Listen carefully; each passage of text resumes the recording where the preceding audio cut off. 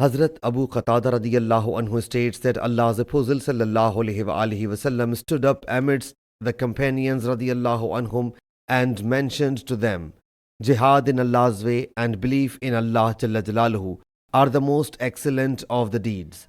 A man stood up and submitted, O Allah's Apostle sallallahu alaihi wasallam, tell me, if I am killed in Allah's way, will my sins be atoned due to it? Allah's Apostle sallallahu alaihi wasallam said to him, yes, if you are killed in the way of Allah Jalla Jalaluhu, showing patience, steadfastness, intending reward, advancing to make an assault, and not turning on heels. Allah's Apostle sallallahu alaihi wasallam then said, what did you say? He submitted, tell me, if I am killed in Allah's way, will my sins get atoned in this way?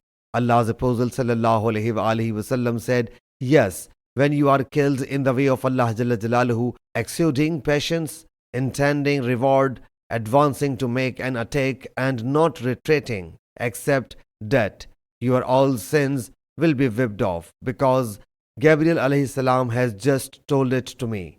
Sahih Muslim Hadees number 4857.